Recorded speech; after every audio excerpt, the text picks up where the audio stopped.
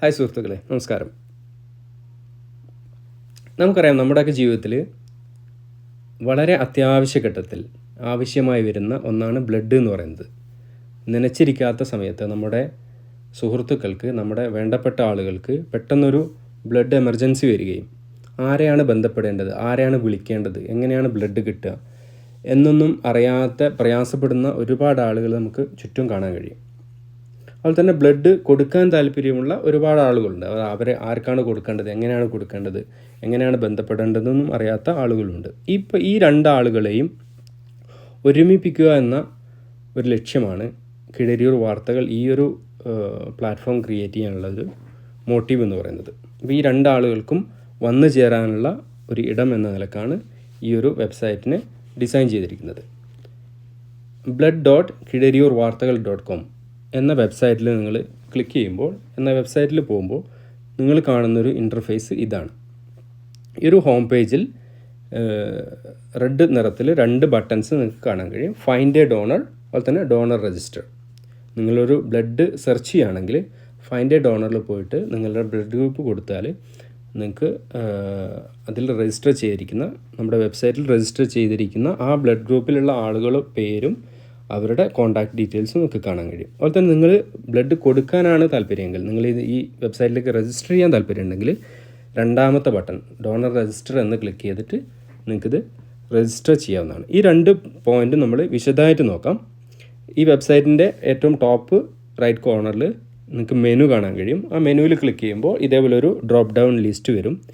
ഈ ലിസ്റ്റിൽ നിങ്ങൾക്കറിയാം 6 ടാബ് നമ്മൾ ഉൾപ്പെടുത്തിയിട്ടുണ്ട്. നമ്മൾ ഈ ഓരോ 6 ടാബും എന്താണെന്ന് വിശദമായിട്ട് നോക്കാം. നമ്മൾ ആദ്യം നോക്കാൻ പോകുന്നത് ഡോണർ ടേബിളാണ്. ഈ ഡോണർ ടേബിളിൽ നമ്മൾ നേരത്തെ പറഞ്ഞ പോലെ ഇതിൽ രജിസ്റ്റർ ചെയ്തിരിക്കുന്ന എല്ലാ ആളുകളുടെ പേരും ഒരു മെട്രിക്സ് രൂപത്തിൽ ഇവിടെ കൊടുത്തിരിക്കുകയാണ്. ഇവിടെ നിങ്ങൾക്ക് നമ്മളൊരു സെർച്ച് ഓപ്ഷൻ കൊടുത്തിട്ടുണ്ട്. ഞാനിവിടെ O പോസിറ്റീവ് സെർച്ച് ചെയ്യാണ്. O പോസിറ്റീവ് എന്നടിക്കുമ്പോൾ തന്നെ ഇതിൽ രജിസ്റ്റർ ചെയ്തിരിക്കുന്ന O പോസിറ്റീവിലുള്ള എല്ലാ ആളുകളുടെ പേരും, ഇവിടെ 10 എൻട്രീസാണ് പെർ പേജ് ഉള്ളത്. അത് എനിക്ക് 100 വരെ ആക്കാവുന്നതാണ്. ഞാനിപ്പോൾ 25 ആക്കിയാൽ ഇതിലിപ്പം രജിസ്ട്രേഷൻ കുറവാണ്, അതുകൊണ്ടാണ് ഇത്രയും കുറച്ച് കാണിക്കുന്നത്. അപ്പോൾ നമ്മൾ സെർച്ച് ചെയ്തിരിക്കുന്ന, നമ്മൾ കൊടുത്തിരിക്കുന്ന ബ്ലഡ് ഗ്രൂപ്പ് ഏതാണോ ആ ബ്ലഡ് ഗ്രൂപ്പ് വെച്ചിട്ട് പേരും ബ്ലഡ് ഗ്രൂപ്പും അവരുടെ കോൺടാക്ട് ഡീറ്റെയിൽസും കൺട്രിയും സിറ്റിയും ഒക്കെ വരുന്ന ഒരു ടേബിൾ നമുക്ക് കാണാൻ കഴിയും. പെട്ടെന്ന് തന്നെ എളുപ്പത്തിൽ നിങ്ങൾക്ക് വേണ്ട ബ്ലഡ് ആളിനെ കണ്ടെത്താനും അവരെ കോൺടാക്റ്റ് ചെയ്യാനും സാധിക്കും. അടുത്തതാണ് ഡോണേഴ്സ് എന്ന് പറയുന്നൊരു പേജാണ്. ആ പേജിൽ പോയി കഴിഞ്ഞാലും ഇവിടെ 4 രൂപത്തിൽ നിങ്ങൾക്ക് സെർച്ച് ചെയ്യാൻ ഓപ്ഷൻസ് ഉണ്ട്. ബ്ലഡ് ഗ്രൂപ്പ് വഴി സെർച്ച് ചെയ്യാൻ ഞാനിപ്പോൾ A പോസിറ്റീവ് എടുക്കുകയാണ്. അപ്പോൾ ഈ നമ്മുടെ വെബ്സൈറ്റിൽ A പോസിറ്റീവിലുള്ള ആളുകളുടെ മൊത്തം പ്രൊഫൈൽ കാണാൻ കഴിയും. അതിൽ തന്നെ ആ പ്രൊഫൈലിൻ്റെ വ്യൂ ഡീറ്റെയിൽസ് പോയി കഴിഞ്ഞാൽ ആ വ്യക്തിയെക്കുറിച്ചിട്ടുള്ള എല്ലാ ഡീറ്റെയിൽസും, എവിടെയാണ്, എന്താണ്, പിന്നെ ഏത് ബ്ലഡാണ്, മൊത്തം അവരുടെ ഇമെയിൽ ഐ ഡിയും ഫോൺ നമ്പറും ഒക്കെ കിട്ടും. അപ്പോൾ നിങ്ങൾക്ക് ഡയറക്റ്റ് കോൺടാക്റ്റ് ചെയ്യാവുന്നതാണ്. ഇതാണ് ഡോണറും ഡോണർ ടേബിളും. പിന്നെയുള്ളത് ഡോണർ രജിസ്റ്ററാണ്. നിങ്ങൾ രജിസ്റ്റർ ചെയ്യാൻ താല്പര്യമുണ്ടെങ്കിൽ ഈ ഡോണർ രജിസ്റ്ററിൽ പോയി കഴിഞ്ഞാൽ അത്യാവശ്യം വേണ്ട ഡീറ്റെയിൽസൊക്കെ കൊടുത്താൽ നിങ്ങൾക്ക് രജിസ്റ്റർ ചെയ്യാൻ കഴിയും.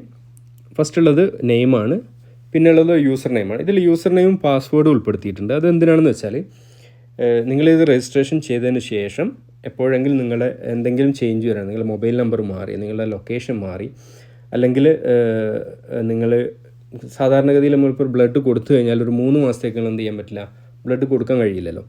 അപ്പോൾ നിങ്ങൾക്ക് നിങ്ങളെ പ്രൊഫൈലിൽ പോയിട്ട് അവിടെ അവൈലബിളും നോൺ അവൈലബിളും നിങ്ങൾക്ക് ഇവിടെ കാണാൻ കഴിയും. അവൈലബിളും നോൺ അവൈലബിളും കൊടുത്തുകൊണ്ട് നിങ്ങൾ അൺഅവൈലബിൾ ആണെങ്കിൽ അൺഅവൈലബിൾ ആക്കിയാൽ സെർച്ച് ചെയ്യുന്ന ആളുകൾക്ക് അതൊരു ഉപകാരപ്പെടും. കാരണം അൺഅവൈലബിൾ ആളുകളെ നോക്കേണ്ടിയില്ലല്ലോ.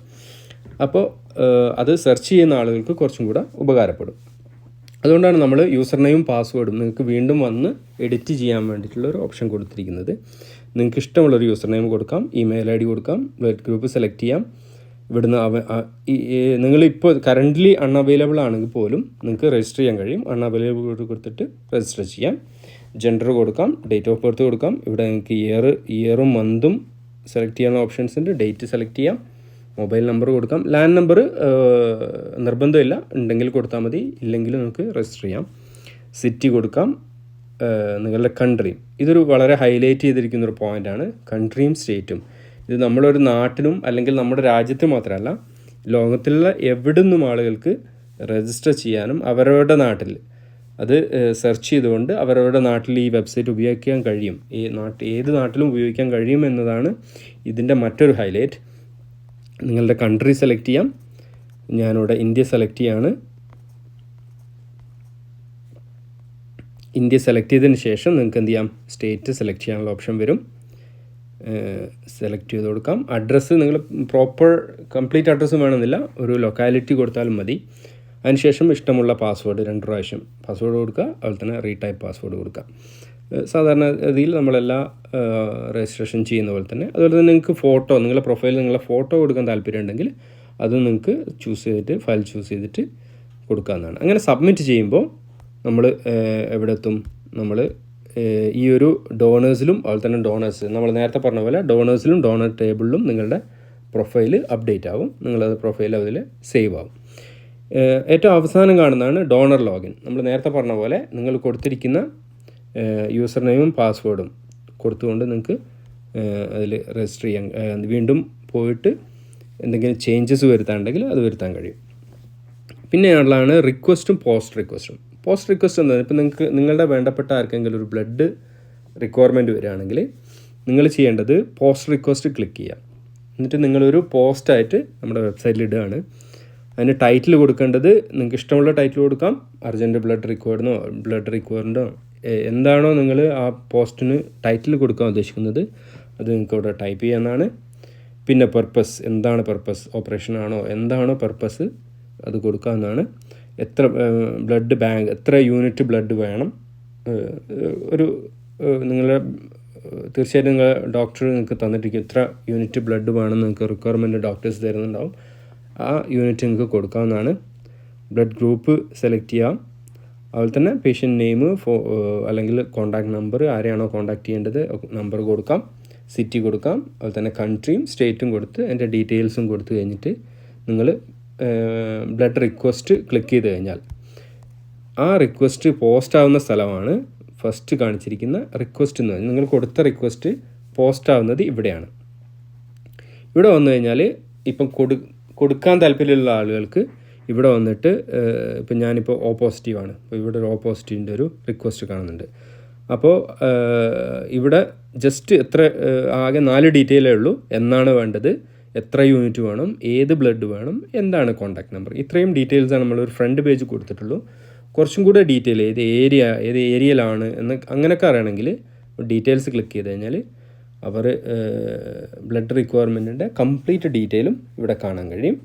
ഇത് നിങ്ങൾക്ക് ഷെയർ ചെയ്യണമെങ്കിൽ നിങ്ങളുടെ സുഹൃത്തുക്കളിലേക്കും അതുപോലെ തന്നെ കുടുംബ ഗ്രൂപ്പുകളിലൊക്കെ ഷെയർ ചെയ്യണമെങ്കിൽ വാട്സപ്പും ഫേസ്ബുക്കും ഷെയർ ചെയ്യാനുള്ളൊരു ബട്ടൺസും കൂടെ കൊടുത്തിട്ടുണ്ട്. അതിൽ ക്ലിക്ക് ചെയ്ത് കഴിഞ്ഞാൽ നിങ്ങൾക്കിത് ഷെയർ ചെയ്യാനും കഴിയും.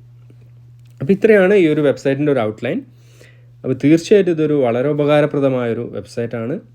നിങ്ങളത് ഉപയോഗപ്പെടുത്തുക, നിങ്ങളെല്ലാം രജിസ്റ്റർ ചെയ്യുക, നിങ്ങളുടെ സുഹൃത്തുക്കളോടൊക്കെ രജിസ്ട്രേഷൻ ചെയ്യാൻ പറയുക, നിങ്ങളുടെ ഫ്രണ്ട് സർക്കിളിലൊക്കെ ഇത് ഷെയർ ചെയ്യുമെന്ന് വിചാരിക്കുകയാണ്. Thank you.